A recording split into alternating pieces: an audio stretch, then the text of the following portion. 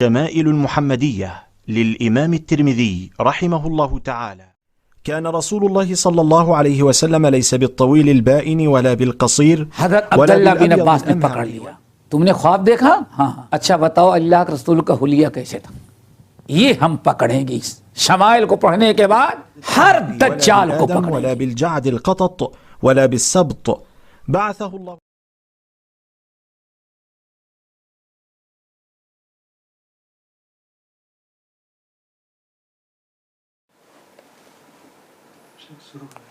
کہ اس کو ڈرا کرنا ہے تو تھوڑا شروع. بسم اللہ الرحمن الرحیم. ان الحمد للہ نحمده ونستعینه ونستغفره ونعوذ باللہ من شرور انفسنا ومن سیئات اعمالنا. من يهده الله فلا مضل له ومن يضلله فلا هادي له. وأشهد أن لا إله إلا الله وأشهد أن محمدا عبده ورسوله. يا أيها الذين آمنوا اتقوا الله حق تقاته ولا تموتن إلا وأنتم مسلمون. يا أيها الناس اتقوا ربكم الذي خلقكم من نفس واحدة وخلق منها زوجها وبث منهما رجالا كثيرا ونساء واتقوا الله الذي تساءلون به والأرحام إن الله كان عليكم رقيبا. يا أيها الذين آمنوا اتقوا الله وقولوا قولا سديدا يصلح لكم أعمالكم ويغفر لكم ذنوبكم ومن يطع الله ورسوله فقد فاز فوزا عظيما. أما بعد فإن خير الحديث كتاب الله وخير الهدي هدي محمد صلى الله عليه وسلم وشر الأمور محدثاتها وكل محدثة بدعة وكل بدعة ضلالة وكل ضلالة في النار. محترم حضرات، دینی بھائیو بہنوں اور شمائل ترمذی کے اس شرح میں شامل ہونے والے تمام ساتھیوں، بات چل رہی تھی نبی صلی اللہ علیہ وسلم کے شمائل پر، وہ طویل حدیث جو حضرت حسن اور حسین نے اپنے ماموں اور اپنے والد سے نقل کیا ہے. تو بات یہاں تک جو آج شروع کرنی وہ یہ کہ حسین رضی اللہ تعالیٰ عنہ کہتے ہیں فَسَأَلْتُ أَبِي عَنْ دُخُولٍ، میں نے اپنے والد علی رضی اللہ تعالیٰ عنہ سے پوچھا ان دخول رسول اللہ صلی اللہ علیہ وسلم، نبی صلی اللہ علیہ وسلم جب اپنے گھر میں داخل ہوتے تھے تب آپ کی کیا مشغولیت رہتی ہے. کہتے ہیں کہ کان اذا آوى الى منزله جزأ دخوله ثلاثة اجزاء، کہ جب نبی صلی اللہ علیہ وسلم گھر میں داخل ہوتے تو اپنے وقت کو 3 حصوں میں تقسیم کر دیتے تھے. یہ بڑی اہم سے آپ کی ایک سنت اور آپ کا ایک طریقہ رہا. ہم سب کو اس پر عمل کرنے کی توفیق نصیب فرمائے. 3 حصوں میں نبی صلی اللہ علیہ وسلم اپنے وقت کو تقسیم کر دیتے تھے. جزءا للہ وجزءا لأہلہ وجزءا لنفسہ. یہ آپ کا طریقہ تھا کہ آپ اپنے وقت کو 3 حصوں میں تقسیم کر رکھے تھے. جزءا لنفسہ، للہ، ایک حصہ تو اللہ رب العالمین کے لیے تھا، یعنی اللہ تعالیٰ کی عبادت، نماز، نفلی نماز، ذکر اذکار، تلاوت قرآن، اللہ تعالیٰ کے تقرب والے اعمال اور عبادات اور طاعات میں خرچ کرتے تھے.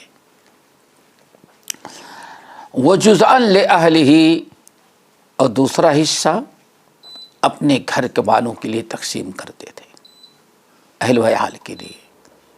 یعنی نبی صلی اللہ علیہ وسلم ایک حصہ جب گھر میں آتے تو اپنا وقت اپنے اہل و عیال اور گھر والوں کے لیے خاص کرتے، جس میں ملاقات کرنا، کھانا پینا، ہنسنا بولنا،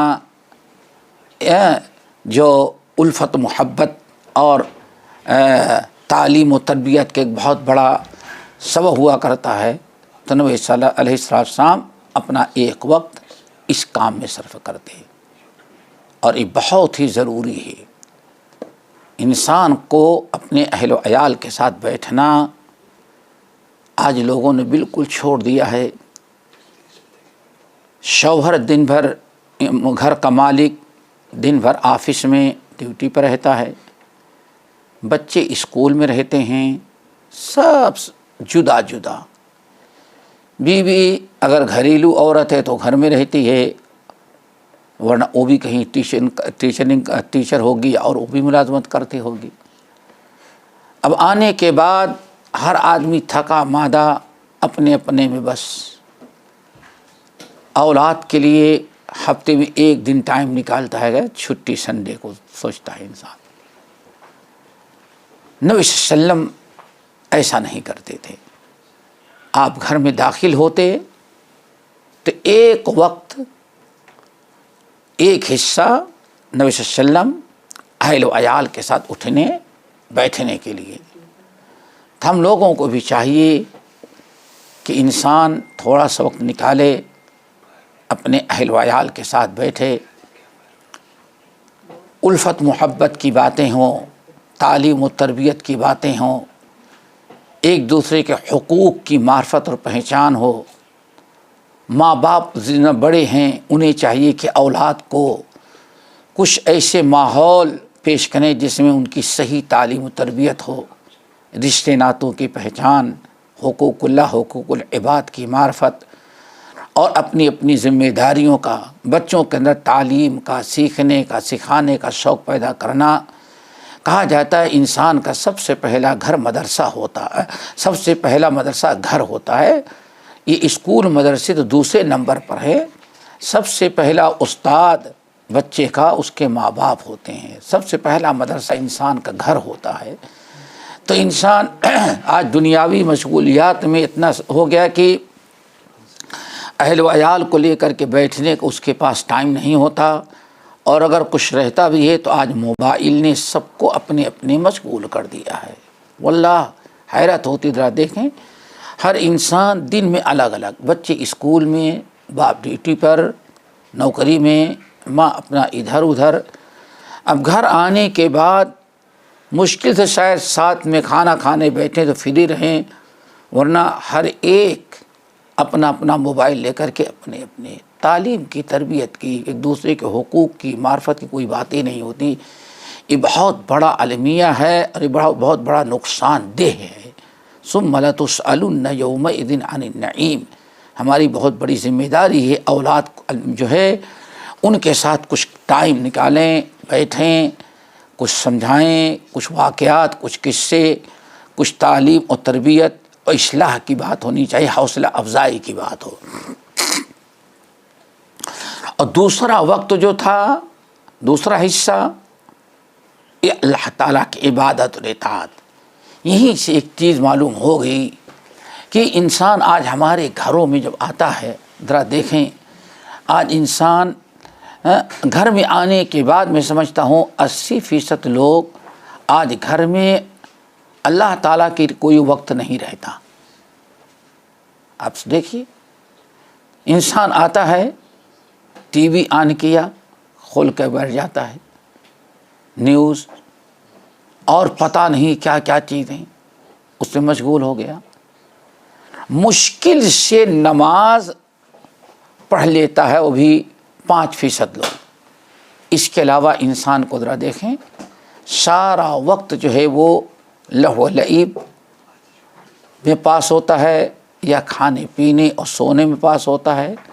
آپ میں سے، اپنے میں، ہم میں سے ہر انسان سوچے کہ گھر میں آنے کے بعد اس نے رب کے لیے کتنا وقت نکالا ہے، کتنا تلاوت قرآن کیا، کتنا دینی کتابوں کا مطالعہ کیا، کتنی نفلی نمازیں پڑھی، کتنے اور نیکی کے کام کیے، آج یہ چیز بالکل مفقود ہو گئی ہے. گھر میں آنے کے بعد بھی ہمارا تعلق عبادات سے اللہ تعالیٰ کے رب سے جڑا ہوا ہونا چاہیے. رب کی عبادات کے لیے مخصوص کر لیتے تھے نبی علیہ السلام. تیسرا حصہ جو ہوتا تھا نبی علیہ السلام کا رات کا، اس بڑی عجیب سی بات اس میں ہے کہ جزءاً لنفسہ، اور ایک حصہ اپنے لیے خاص رکھتے ہیں، ایک اللہ کے لیے، ایک اہل ویال کے لیے، اور تیسرا حصہ اپنی ذات کے لیے. آرام کرنا. پھر جو حصہ اپنے لیے آپ رکھتے تھے، جو اپنے لیے، ایک حصہ تو رب کی عبادت کے لیے، دوسرا حصہ گھر والوں کے لیے، تیسرا حصہ جو اپنے لیے رکھے ہوئے تھے، پھر نبی علیہ السلام اس کو تقسیم کر دیتے تھے. ثم جزأ جزءا بینہ وبین الناس، اپنے اور لوگوں کے درمیان تقسیم کر دیتے تھے. یعنی اس میں کچھ اپنا راحت کرتے لیتے، باقی دوسرے لوگوں کے لیے خاص کر دیتے. لوگوں کے لیے کیا خاص کر دیتے؟ نبی صلی اللہ علیہ وسلم کے یا ہر انسان کے ملنے والے دو طرح کے ہوتے ہیں، ایک خصوصی ہوتے ہیں، ایک عمومی ہوتے ہیں. ہر انسان کے نبی علیہ السلام کا معاملہ بھی یہی تھا. کچھ صحابہ تھے جو بڑے آپ کے ساتھ بہت خصوصیت کے ساتھ رہتے تھے، مخصوص تھے، اور کچھ عام صحابہ کرام تھے. عام لوگ تو جانتے ہیں نبی علیہ السلام سے مسجد میں مل لیتے تھے، سن لیتے تھے، پوچھ لیتے تھے، سیکھ لیتے تھے. لیکن جب آپ گھر میں آتے تھے، گھر کے اندر جب آتے تھے، تو وہاں عوام نہیں، عمومی طور پر خاص لوگ، مخصوص صحابہ رہتے، اور وہ آپ کے پاس بیٹھتے، آپ سے سیکھتے، آپ ان سے تبادلہ خیال کرتے، اسلام کے لیے، مسلمین کے لیے، عروج و ترقی کے لیے کس طرح سے دین کو عام کیا جائے، دین کو پھیلایا جائے، اس قسم کی باتیں آپ ان کے لیے ان کے ساتھ کرتے تھے. وہ وقت بھی ہنسنے بولنے کا، فضول چیزوں میں خرچ کرنے کا نہیں تھا، بلکہ جو تھا مخصوص لوگ آ کر کے بیٹھتے اور آ کر کے آپ سے سیکھتے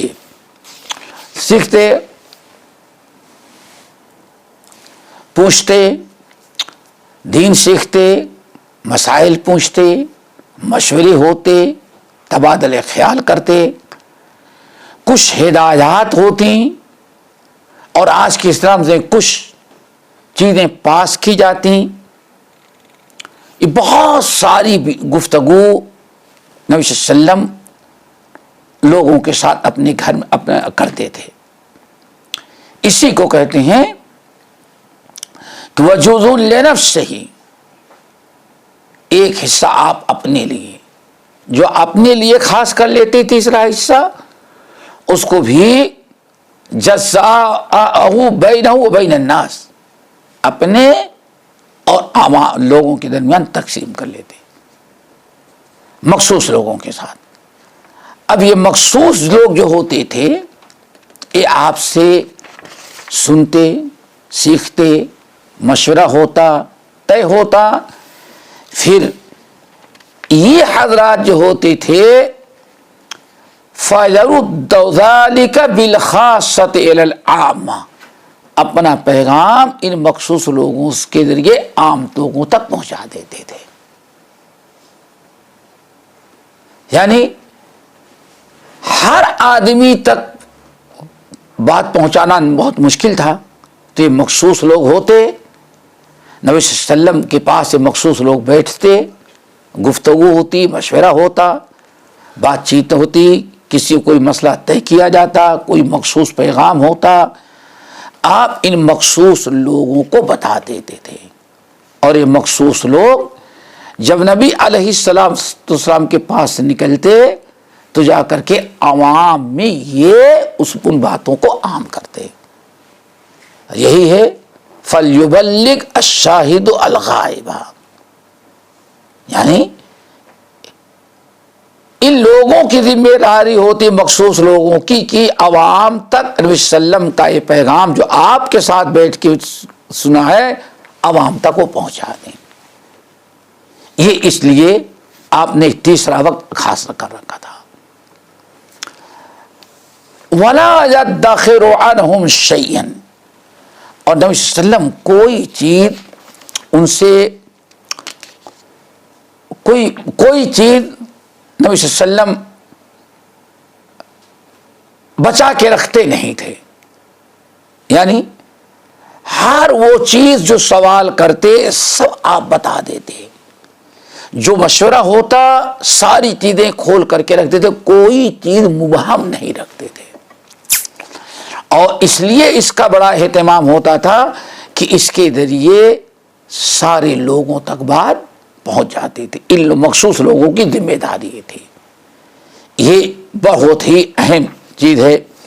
وَلَا يَدَّخِرُ عَنْهُمْ شَيْئًا، جب وہ لوگ پوچھتے تھے تو نبی صلی اللہ علیہ وسلم کوئی چیز ان سے چھپاتے نہیں تھے، خوب وضاحت کے ساتھ، امانت داری کے ساتھ صحابہ جو مخصوص لوگ تھے ان کو سکھا دیتے، بتا دیتے، سمجھا دیتے اور اس کی وضاحت کر دیتے. ما لہو وما علیہ کے پر اس پر گفتگو کرتے. اور پھر یہ لوگوں کو ذمہ داری ہوتی کہ رسول صلی اللہ علیہ وسلم سے جو سیکھا جو سنا اب جا کر کے پبلک میں عام کر دیں. یعنی یہ مخصوص لوگوں کی بڑی ذمہ داری تھی. یہ رہنمائی کرتے تھے کہ رسول صلی اللہ علیہ وسلم نے پاس کیا ہے، یہ پیغام دیا ہے اور یہ کرنے کا حکم دیا ہے اور یہ چیز پاس کی گئی ہے. اب یہ سب کے لیے سب تک بات پہنچ جاتی، اس طرح سے عام ہو جاتی. آگے کہتے ہیں وَكَانَ مِن سِيرَتِهِ فِي جُزْءِ الْأُمَّةِ إِيثَارُ أَهْلِ الْفَضْلِ بِإِذْنِهِ. اور یہ جو لوگ تھے آپ کی عادت تھی جو وقت آپ لوگوں کے لیے خاص کر رکھے، جو مخصوص لوگ آتے تھے اس کا مسئلہ ایسا تھا اس میں بھی نبی علیہ السلام مقدم ان لوگوں کو رکھتے تھے جو علم و عمل میں، تفقہ میں، دین میں سب سے اچھے ہوتے تھے. جو آپ کے پاس بیٹھتے تھے ان میں سب کا اسٹینڈرڈ اور معیار ایک نہیں تھا. آتے تھے بیٹھتے تھے مخصوص لوگ، لیکن ان میں بھی وفوق کل ذی علم علیم کے تحت کوئی بہت خاص تھا، کوئی بہت زیادہ علم کا شوقین تھا، بہت زیادہ سمجھدار تھا، بہت زیادہ سیکھنے والا تھا. تو نبی علیہ السلام ایسے موقع پر ان لوگوں جو جتنا زیادہ علم و تفقہ میں بڑا ہوتا اتنا ہی زیادہ اللہ کے رسول اس پر زیادہ توجہ دیتے تھے، کیوں وہ کام زیادہ کر سکتا ہے. تو راوی کہتے ہیں حضرت علی کہ اللہ یہ اہل فضل کو نبی صلی اللہ علیہ وسلم نے اس طرح سے مقدم کر رکھا تھا. وَقَسَّمَهُ عَلَىٰ قَدْرِ فَضْلِهِمْ فِي الدِّينِ، مال و دولت کے اعتبار نہیں تھا، دین کے اندر علم میں جتنا جو بڑا ہوتا تھا اس حساب سے نبی صلی اللہ علیہ وسلم اس کو زیادہ وقت دیتے، اس پر زیادہ توجہ کرتے، وہ زیادہ قریب ہوتا اور اس سے زیادہ آپ کا لگاؤ ہوتا تھا. یہ علم کی وجہ تھی. اس لیے کہتے ہیں فَمِنْهُمْ ذُو الْحَاجَةِ وَمِنْهُمْ ذُو الْحَاجَتَيْنِ وَمِنْهُمْ ذُو الْحَوَائِجِ. اور ان میں جو ہوتے تھے جو آپ کے پاس آ کے بیٹھتے تھے، کچھ ایسے ہوتے جو کوئی ایک مسئلے والا ہوتا، کوئی 2 مسئلے والے ہوتے، کوئی بہت سارے مسائل ان کے رہتے۔ نبی صلی اللہ علیہ وسلم ہر ایک کے مسئلے کو حل کرتے، ہر ایک کو بتاتے، سمجھاتے، تعلیم دیتے اور اس کی تربیت کرتے تھے۔ اب کوئی زیادہ سوال کرنے والا، کوئی زیادہ سیکھنے والا، کوئی ایک فقہ کی ایک باب سیکھا، کوئی 2 باب، کوئی 3 باب، تو نبی صلی اللہ علیہ وسلم جیسے وہ ہوتے تھے ان کے ساتھ ویسے ہی اپنا رویہ اور برتاؤ رکھتے تھے۔ کہتے ہیں فَيَتَشَاغَلُ بِهِمْ، اللہ نبی علیہ السلام انہی کے ساتھ مشغول رہتے تھے۔ آج یہ علماء کے لیے بڑی عبرت و نصیحت کی چیز ہے۔ العلماء ورثۃ الانبیاء، ان کو زیادہ اس چیز پر توجہ کرنی چاہیے عوام کے مقابلے میں۔ فَيَتَشَاغَلُ بِهِمْ، نبی علیہ السلام انہی کے ساتھ مشغول رہتے تھے۔ کس کے ساتھ؟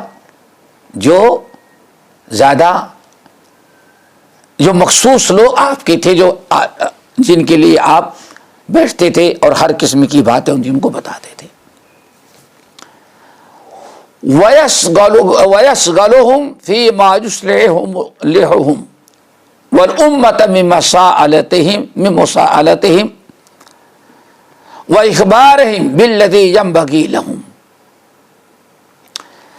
اور نبی علیہ السلام، یہ بہت بڑی چیز ہے، خصوصاً معلم کے لیے، علماء کے لیے، دین کے کام کرنے والوں کے لیے، دین سکھلانے والے اہل علم کے لیے کتنا پیارا اسوہ۔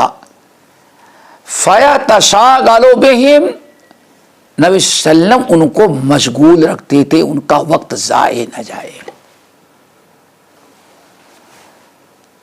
وَيَشْغَلُهُمْ، اور ان کو مشغول رکھتے تھے فیما یصلحہم، جس میں ان کی بھلائی ہوتی تھی، یعنی دین کے سیکھنے، سکھانے، دین کی خدمت، پڑھنے پڑھانے، نبی صلی اللہ علیہ وسلم تمام چیزوں میں ان کو مشغول رکھتے تھے تاکہ ان کا وقت ضائع نہ جائے۔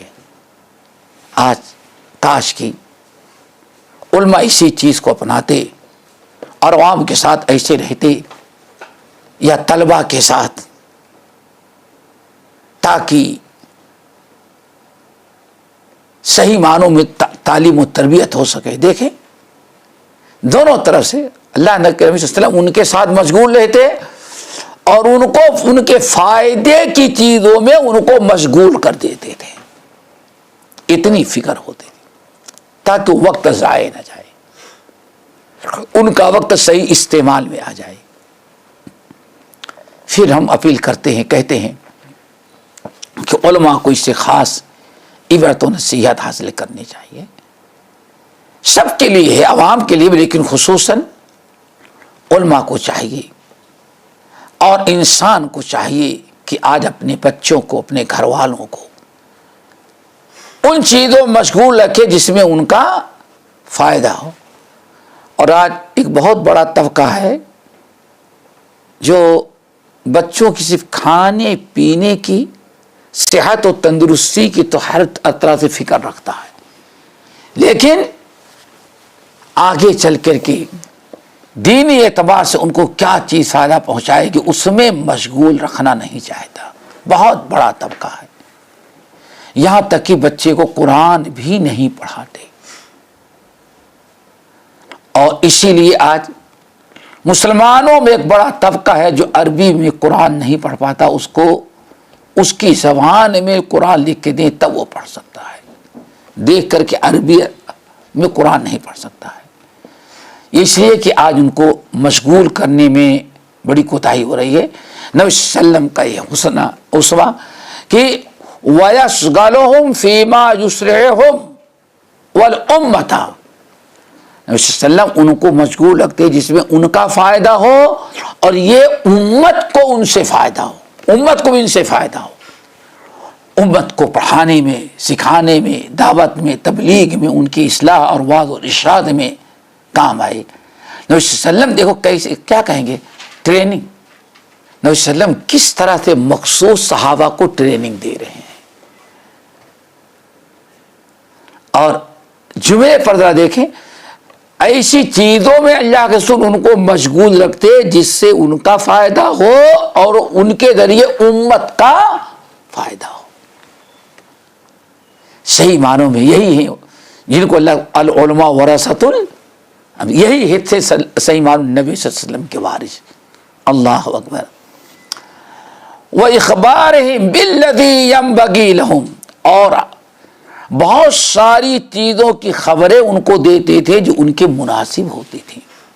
پیشین گوئیاں جانتے ہیں، پیشین گوئیاں دین میں بھی، وقت میں، وقتی چیزوں میں آنے والی بہت ساری چیزیں بھی من جانب اللہ نبی صلی اللہ علیہ وسلم اپنے صحابہ کے جو مخصوص لوگ ہوتے تھے ان کو سمجھا دیتے تھے، بتا دیتے تھے۔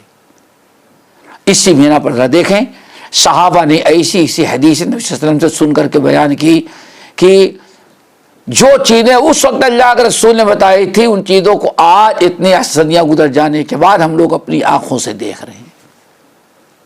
یہ نبی صلی اللہ علیہ وسلم کا کمال تھا۔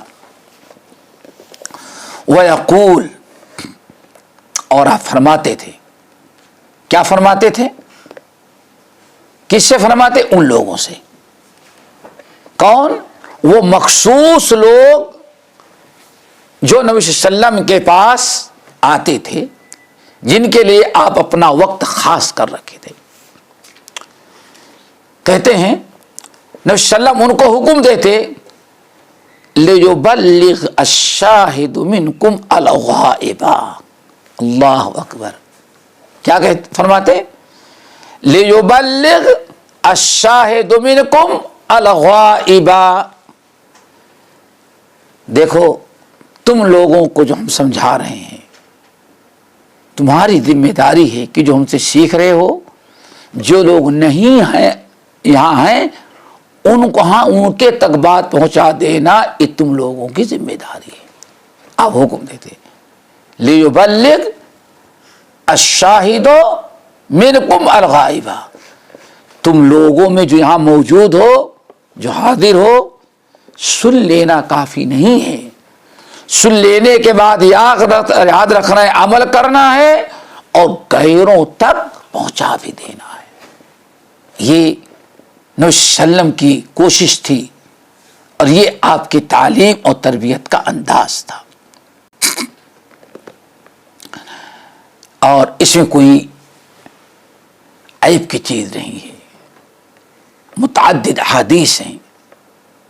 دیکھیں عام صحابہ کے مقابلے میں نبی صلی اللہ علیہ وسلم ان پر زیادہ توجہ رکھتے تھے، ان کو زیادہ اہمیت دیتے تھے، اور ان میں بھی جو جتنا دین سے سیکھنے سکھانے سے جڑا ہوتا تھا، اللہ کے رسول اتنا ہی زیادہ اس کو اپنے قریب رکھتے تھے۔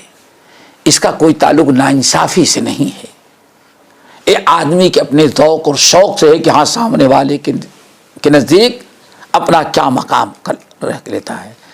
اور یہیں سے ایک چیز اور ہے کہ ہمیشہ نبی صلی اللہ علیہ وسلم کی سنت اس حدیث سے معلوم پڑی کہ ہمارے سامنے جو لوگ آتے ہیں بیٹھتے ہیں، جو ہمارے اور آپ کے متعلقین ہیں، ہمیں اور آپ کے لیے بھی یہ ضروری ہے کہ ہم ان کے مقام و مرتبوں کو دیکھیں، ہر انسان کو اس کے حساب سے درجہ دیں، ایک ہی درجہ سب کو نہ دیں، ایک ہی درجہ سب کو نہ دیں۔ آپ کا ایک ملنے جلنے والا ہے، علم والا ہے، سمجھ بوجھ والا ہے، دیندار ہے، پرہیزگار ہے، شریعت کا پابند ہے، ایک وہ ہے اور دوسرا جو ہے بے دین ہوگا۔ دونوں رشتہ دار ہیں، دونوں پڑوسی ہیں، دونوں ملنے والے ہیں، لیکن آپ کا رویہ دونوں کے ساتھ الگ الگ ہونا چاہیے۔ اسی لیے نبی صلی اللہ علیہ وسلم کی حدیث کئی صحابہ سے مروی ہے کہ انزل الناس منازلہم، ہر انسان کو اس کے منزل اور مقام مرتبے پوزیشن کا لحاظ رکھ کے اس کو عزت دو. انزل الناس منازلہم. اسی لیے جریر بن عبداللہ رضی اللہ تعالی عنہ البجلی اپنے قبیلے کا سردار تھے. سردار تھے، کوئی معمولی سردار تھے. یہ جب آئے نبی صلی اللہ علیہ وسلم سے ملنے کے لیے آئے تو نبی صلی اللہ علیہ وسلم اپنے گھر میں بیٹھے ہوئے تھے، کمرے میں بہت سارے لوگ بیٹھے تھے. جب جریر بن عبداللہ البجلی آئے رضی اللہ تعالیٰ عنہ نبی صلی اللہ علیہ وسلم کے پاس، تو نبی صلی اللہ علیہ وسلم نے فوراً دیکھا کہ وہ جہاں دروازہ کھلتا ہے وہاں کوئی چیز بچھی بھی نہیں ہے، تو وہیں بیچارے بیٹھ گئے. نبی صلی اللہ علیہ وسلم نے ان کو بلایا اور اپنی چادر دی کہ بیٹھ جاؤ. پھر آپ نے فرمایا لوگو انزل الناس منازلہم، تمہارے پاس جب آدمی آئے تو ہر انسان کو اس کے مقام و مرتبے کے لحاظ سے اس کو عزت دو. اذا اتاکم کریم قوم فاکرموہ، جب قوم کا کوئی سردار آئے اچھی پوزیشن والا آئے تو اس کی عزت اور تکریم بھی اسی کے حساب سے ہونا چاہیے. یہ اسلامی طریقہ ہے، یہ سنت ہے. اور صحابہ کرام بھی ایسے ہی کرتے رہے، کبھی اس میں کوتاہی نہیں کی، برابر ایسے کرتے رہے. امام بن سعد اور دوسرے لوگ نقل کرتے ہیں کہ حضرت عبداللہ بن زید بن ثابت رضی اللہ تعالی عنہ، زید بن ثابت مشہور صحابی ہیں، کاتب وحی ہیں، فرائض کے سب سے بڑے عالم تھے. فرائض میراث سب سے بڑے بہت بڑے عالم تھے. ایک مرتبہ کسی کام سے عبداللہ ابن عباس کسی مجلس میں تھے، وہاں عبداللہ ابن عباس بھی موجود تھے. عبداللہ بن عباس بھی موجود تھے. مجلس برخاست ہوئی. جب زید بن ثابت رضی اللہ تعالی عنہ جانے لگے تو عمر دراز تھے، گھوڑا رکھا گیا. دیکھتے ہوں گے گھوڑے پر بیٹھنے کے لیے ایسے پائیدان بنا دیتے ہیں، رکاب. تو دوڑی ہوئی آئے عبداللہ بن عباس، ان کے پیر کو اس پر انہیں خدمت اٹھا کر اس کو بیٹھا رہے ہیں اور خدمت کر رہے ہیں. کچھ لوگوں نے کہا کہ آپ آل رسول ہو کر کے ان کو اتنی عزت کرتے ہیں، ان کے پیر کو پکڑ کے اس پر بیٹھا رہے ہیں. عبداللہ بن عباس نے کتنی پیاری بات کہی، ہاں قضا امرنا ان نفعل بعلمائنا لا یعلم اہل الفضل الا اہل الفضل. علم والوں کی قدر علم ہی والے جانتے ہیں. ہاں قضا امرنا، ہم کو یہی حکم دیا گیا ہے کہ ہم اپنے علماء کے ساتھ ایسے ہی عزت اور احترام کا معاملہ کیا کریں. تو بہت ہی ضروری ہے اس چیز کو سمجھنا. جریر بن عبداللہ رضی اللہ تعالی عنہ کو نبی صلی اللہ علیہ وسلم نے یہ عزت دیا، صحابہ کرام بھی ان کو وہی عزت دیا کرتے تھے. حضرت عمر بن الخطاب کہتے نعم السید انت، تم میرے سب سے بہترین سردار ہو. نعم السید انت، بہترین تم میرے سردار ہو. اللہ نے تم کو، جاہلیت میں بھی سردار تھے کفار و مشرکین کے، اسلام لانے کے بعد ہم مسلمانوں کے تم سردار ہو. صرف اس بنا کہ اللہ کے رسول نے ان کو یہ عزت دی تھی. تو بہت ہی ضروری ہے یہ. آگے اب آپ ذرا دیکھیں، وَأَبْلِغُونِي حَاجَةَ مَنْ لَا يَسْتَطِيعُ إِبْلَاغَهَا. ایک ایک جملہ جو ہے بڑی عبرت و نصیحت کا ہے. دیکھیں اللہ رسول فرماتے ہیں وَأَبْلِغُونِي حَاجَةَ مَن لَّا يَسْتَطِيعُ إِبْلَاغَهَا. کن سے کہا؟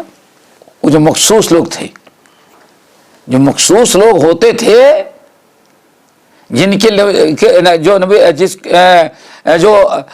کے لیے نبی علیہ السلام نے اپنا وقت جو تھا ان کے لیے خاص کر رکھا تھا، مخصوص لوگ، اللہ کے رسول نے ان کو مخاطب کی ابلغونی حاجۃ من لا یستطیع ابلاغہا. یاد رکھنا تم لوگ، دیکھیے جتنا وہ زیادہ قریب تھے اتنا ان کی ذمہ داری تھی. وہ ابلغونی، اور دیکھنا اگر کوئی شخص اپنی حاجت اور ضرورت لے کر کے آئے اور ہمارے پاس تک نہیں پہنچ پا رہا ہے تو تمہارا کام ہے اس کی حاجت کو ہمارے پاس تک پہنچا دینا. اللہ اکبر، کیسی تربیت تھی کہ اگر کوئی انسان ہو سکتا ہے بات نہ کر سکتا ہو، کوئی دیہات کا ہو، کسی کے اندر ہو کوئی وجہ ہو جس کی بنا پر ڈائریکٹ نبی علیہ السلام تک نہیں پہنچ پا رہا ہے، نہیں پہنچ پا رہا ہے. ہوتے ہیں ایسے حالات، کچھ لوگوں میں جھجک ہوتی ہے، آپ بھی کہتے بھائی آپ ہماری ملاقات کروا دیں. تو اللہ کے رسول نے فرمایا اگر کوئی ایسا انسان ہو تو تم لوگوں کی ذمہ داری ہے کہ اس کی تمام حاجات اور ضروریات کو تم لوگ ہمارے پاس تک پہنچاؤ. اس کو یہ نبی صلی اللہ علیہ وسلم نے اپنے مخصوص لوگوں کو یہ تربیت دی تھی اور یہ ان کو مکلف اس کو کیا تھا کہ صرف یہاں ہمارے پاس بیٹھتے ہو سکتا ہے کچھ ایسے بھی لوگ جو یہاں تک آنے کی ہچکچاتے، وہ لوگ ہچکچاتے ہیں، تو تمہارا کام ہے کہ ان کی ساری ضرورت ہمارے پاس یا ان کو ہمارے پاس تک پہنچانا یا ان کی ضرورت پہنچانا ہمارے پاس تک تمہارا کام ہے. پھر نبی صلی اللہ علیہ وسلم نے کتنی پیاری بات کہی اس کی فضیلت بیان کرتے ہوئے، جو ہمارے پاس تک نہیں پہنچ سکتا، جو کسی وجہ سے اپنی حاجات اور ضروریات ہمارے پاس تک نہیں پہنچا سکتا، تم لوگ اس کے ذمہ دار ہو، تم پہنچایا کرو یا تم ہمارے پاس اس کو لے کر کے آؤ یا تم اس کی ضرورت ہم سے بتاؤ. کتنی فضیلت اس کی ہے. اللہ کے رسول نے فرمایا سن لو من ابلغ سلطانا حاجۃ من لا یستطیع ابلاغها ثبت اللہ قدمیہ یوم القیامہ. یاد رکھنا تم میں سے جو انسان سلطان تک، سلطان یعنی جو جس کے پاس پاور ہے، جس کے پاس پاور ہے، سلطان جو سب بڑا ہے، تم میں سے جو انسان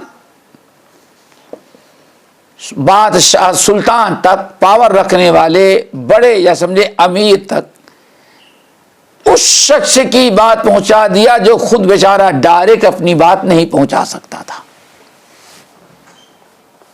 سامنے والا اپنی بات مسئول سمجھتے نا، ذمہ دار آفیسر تک نہیں پہنچا دے رہا ہے، بادشاہ سے کام ہے، وزیر سے کام ہو یا اور کسی سے کام ہے. اگر کوئی انسان کسی مجبور انسان جو ڈائریکٹ اپنا نہیں کام کر پاتا، سامنے والے تک نہیں پہنچ پا رہا ہے کسی وجہ سے، تم میں سے اگر کوئی اس کی ضرورت یا اس کو بادشاہ تک پہنچا دیا، ذمہ دار تک پہنچا دیا، یعنی ہمارے پاس پہنچا دیا، تو اللہ کے رسول نے فرمایا اس سے اتنا خوش ہو جاتا ہے اللہ، اس کے اس عمل سے اللہ تعالیٰ اتنا خوش ہوتا ہے کہ ثبت اللہ قدمہ یوم القیامہ، اللہ تعالیٰ اس کے قدموں کو قیامت کے دن جما دیں گے. کیا مطلب؟ حشر کے میدان میں کھڑا ہوگا, اللہ تعالیٰ اس کی مغفرت بخشش, جہاں انسان بھاگتا ہوگا, یوم یفر المرء من اخیہ و امہ و ابیہ, بھاگتا ہوگا انسان, پریشان ہوگا. اللہ اس کو اطمینان دے دیں گے, ایک جگہ کھڑا ہوگا اللہ تعالیٰ سے کہ سامنے حساب کتاب دیا اور جنت میں چلا جائے گا. یہ بہت بڑی چیز ہے. امام طبرانی وغیرہ بسند صحیح نقل کرتے ہیں, علامہ البانی نے صحیحہ میں بھی نقل کیا ہے کہ عبداللہ بن عباس رضی اللہ تعالی عنہما ایک مرتبہ اعتکاف میں تھے, مسجد نبوی میں اعتکاف کیے ہوئے ہیں, اعتکاف کی حالت میں تھے. ایک شخص آیا بہت پریشان, صاحب فلاں آدمی سے ہمارا اتنا کام رکا ہوا ہے, چلا ہے, ہمارا کام رکا ہوا ہے, پیسہ لیا ہے اور ظالم تڑکاتا رہتا ہے, نہیں دے رہا ہے,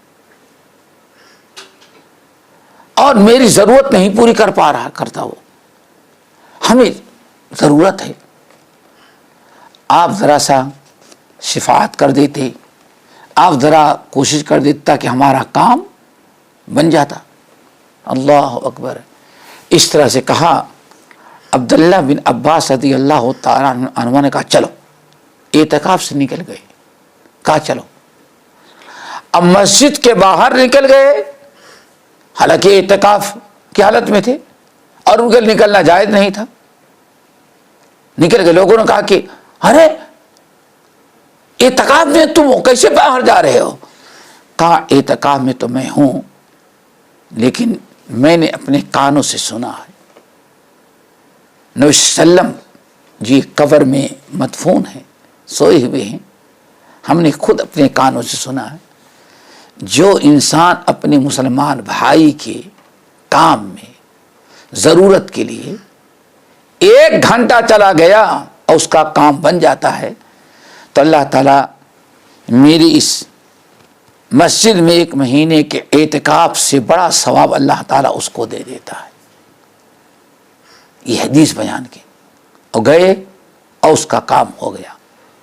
کہنے کا مطلب یہ کہ کسی کے کام آ جانا, کسی کے مشکلات کو حل کرانے میں کوشش کر دینا, یہ بہت بڑا اجر و ثواب ہے. اور نبی علیہ السلام نے یہاں جو فضیلت بیان کیا وہ کیا؟ ثبت اللہ قدمہ یوم القیامہ, قیامت کے دن اللہ تعالیٰ اس کے قدموں کو جمع دیں گے, یعنی ثابت قدم رکھیں گے. سوال کے وقت, جواب کے وقت, قبر میں, منکر نکیر کے وقت, ہمیشہ اللہ تعالیٰ یثبت اللہ الذین آمنوا بالقول الثابت فی الحیات الدنیا وفی الآخرہ. اللہ تعالیٰ ایسے لوگوں کے قدموں کو, اہل ایمان کے قدموں کو دنیا میں بھی اور آخرت میں بھی جما دے گا.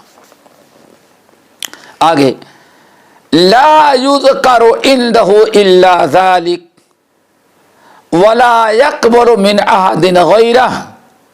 اللہ اکبر. لا یذکر عندہ الا ذلک, نبی صلی اللہ علیہ وسلم کے پاس جو گفتگو ہوتی تھی, جو باتیں ذکر ہوتی, یہی تھی.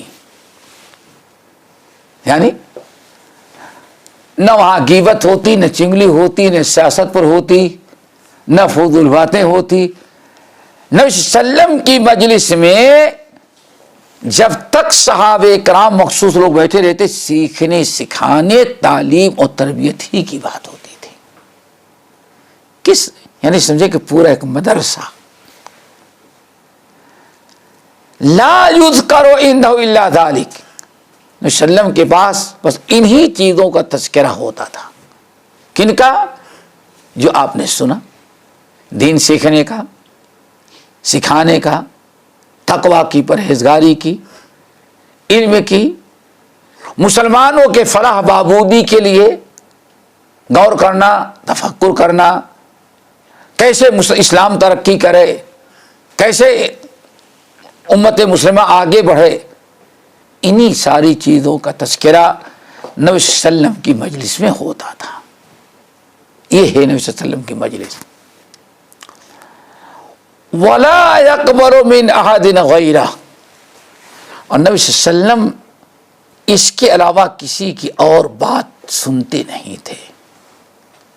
کتنا زیادہ نظم و ضبط، یعنی اسی پر گفتگو ہوتی تھی.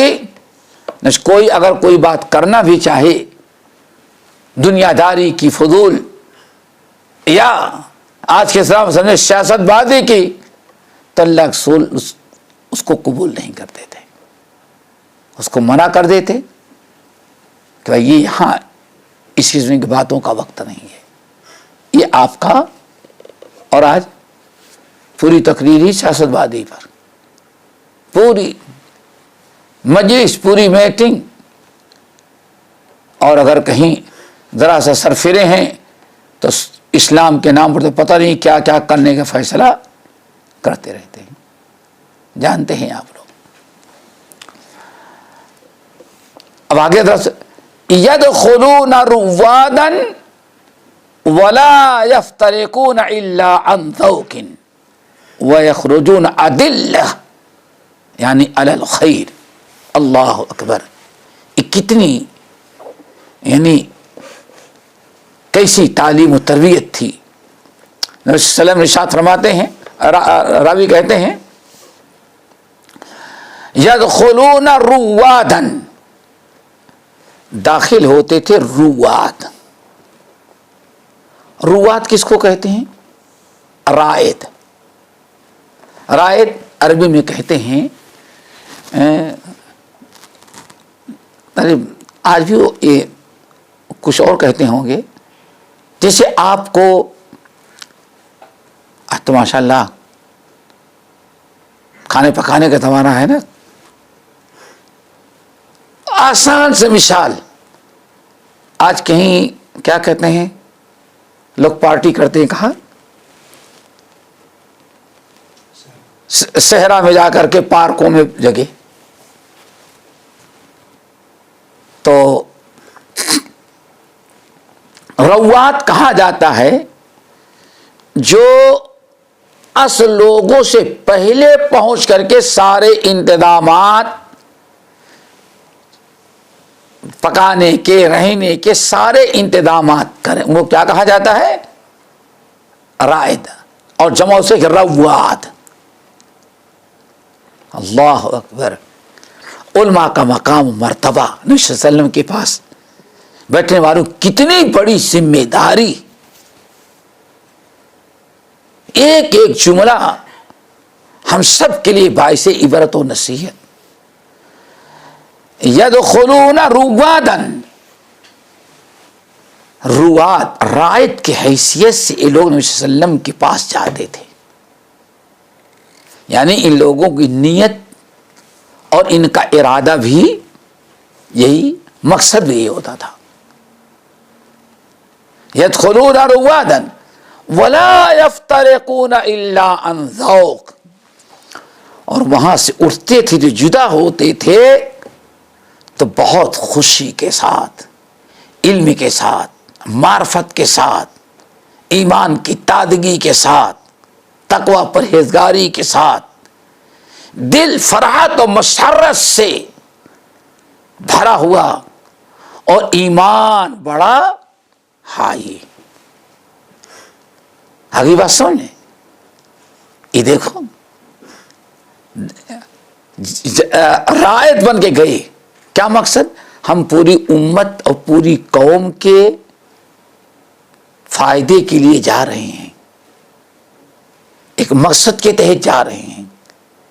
ہم ان کے پیش خیمے کی طرح جا رہے ہیں، اور ہمیں جو کچھ وہاں سیکھنا ہے، سمجھنا ہے، پلٹ کر کے ان کو ہمیں ان کے پاس پہنچانا ہے. اور جب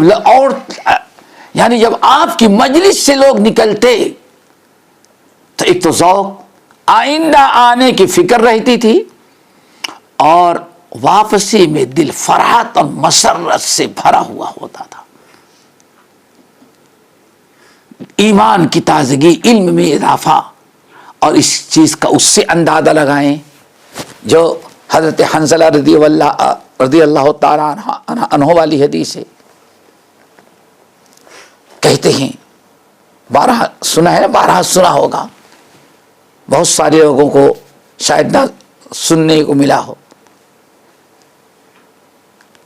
آپ کی مجلس کی برکت اور کس نیت سے لوگ آتے تھے. نبی صلی اللہ علیہ وسلم کی مجلس سے حنظلہ رضی اللہ تعالیٰ عنہ غائب ہو گئے. بڑی پابندی سے آ کے تھے. اس کا مطلب ان کا بھی تعلق اسی گروہ سے تھا. کس سے؟ مخصوص. آج کے سمے کیا وی آئی پی مخصوص لوگ تھے نبی صلی اللہ علیہ وسلم کے، اور خاص نیت اور ارادے اور روات تھے نا، خاص مقصد لے کر کے آپ کے پاس داخل ہوتے تھے. خاص مقصد لے کر کے نبی صلی اللہ علیہ وسلم کی مجلس سے غائب ہو گئے.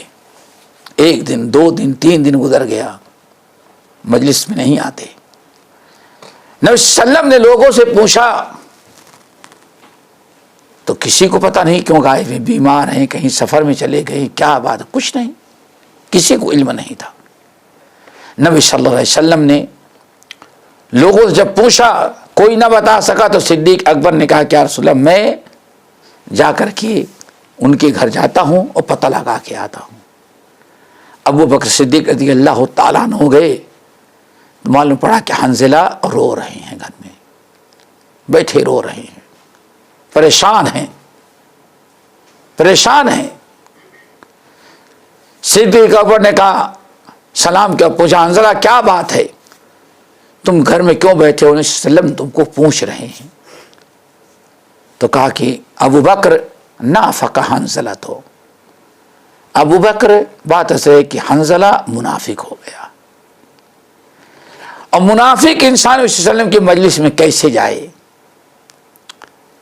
حضرت ابو بکر صدیق نے کہا، حنظلہ کیا بیکار کی باتیں کر دو، کیسے تم ہو گئے، تم کیسے منافق ہو گئے؟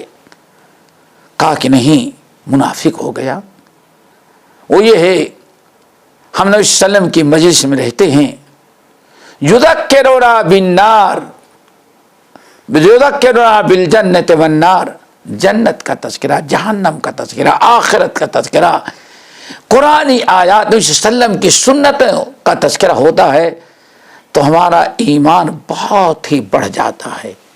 اتنا ایمان بڑھ جاتا ہے، معلوم پڑتا ہے کہ جنت اور جہنم قیامت آ گئی. کأنہما رأی عین، معلوم پڑتا ہے کہ جنت اور جہنم ہماری آنکھوں کے سامنے ہے.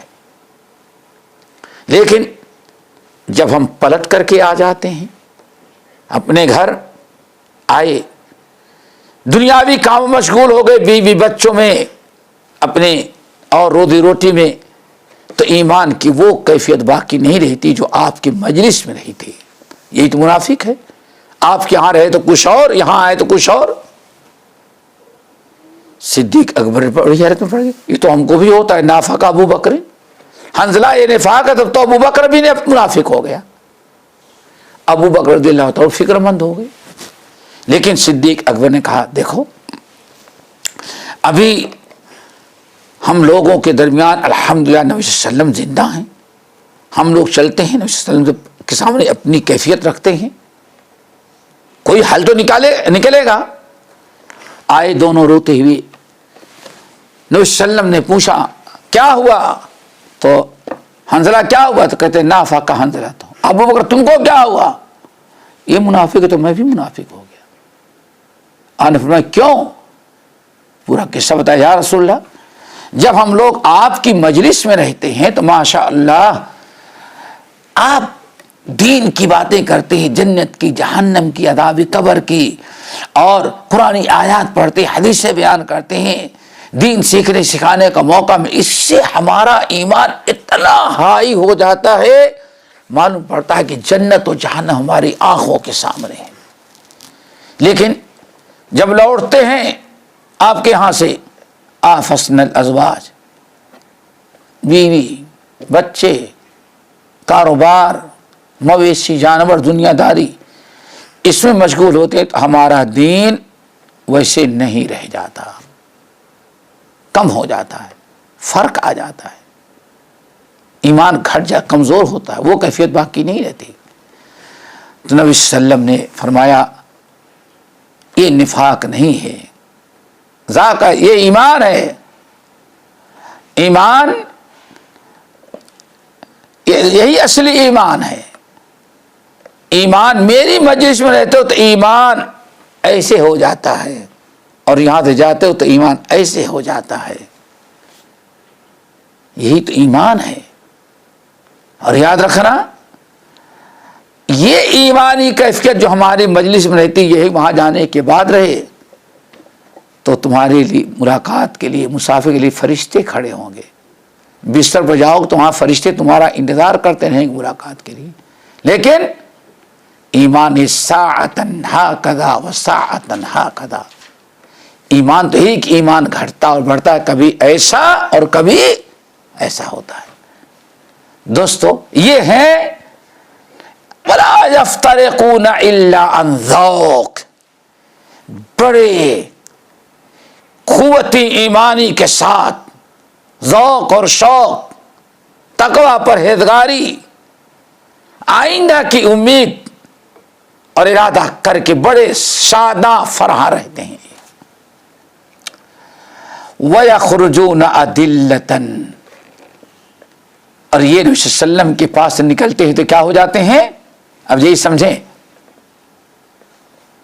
وَيَخْرُجُونَ، اور نبی صلی اللہ علیہ وسلم کے پاس سے جب یہ نکلتے ہیں سیکھ کر کے، مخصوص لوگ تھے نا، سیکھ کر کے نکلتے ہیں تو ادلہ بن کے نکلتے ہیں۔ دلیل، دلیل کہتے ہیں رہنمائی کرنے والا۔ کیا؟ رہنمائی، یعنی الخیر، یعنی کیا مطلب؟ اب یہ آتے ہیں تو خیر کی دعوت دینے والے، خیر پر عمل کرتے ہیں، دوسروں کو خیر کے لیے دلیل بنتے ہیں، لوگوں کو دعوت دینے والے بن کے لوٹتے ہیں۔ یخرجون ادلتن یعنی علی الخیر، یہ جب نکلتے ہیں تو کیسے بن کے نکلتے ہیں؟ لوگوں کے راہبر، رہنما، قائد اور پیشوا بن کر کے آتے ہیں۔ یہ ہے مقام ان لوگوں کا جو نبی علیہ الصلوۃ والسلام کے پاس خصوصی طور پر مقام مرتبہ رکھتے تھے، جو آپ کے پاس آ کر کے بیٹھتے تھے، جن کے لیے آپ اپنا وقت جو ہوتا ہے، اپنا وقت تھوڑا سا نکال کر کے ان کے لیے وقف کر رکھا تھا۔ اللہ تعالی ہم سب کو عمل کی توفیق نصیب فرمائے۔ ابھی کچھ باتیں اور ہیں، اب باتیں کہاں ہیں؟ یہ تو مدخل کی تھی، گھر میں جاتے ہیں تو کیا کرتے ہیں، اب گھر سے باہر جاتے ہیں تب آپ کیا کرتے ہیں، اس کا تذکرہ انشاءاللہ اگلی نشست میں آئے گا۔ اللہ تعالی ہم سب کو عمل کی توفیق نصیب فرمائے۔ اقول قولی ھذا واستغفر اللہ من کل ذنب واتوب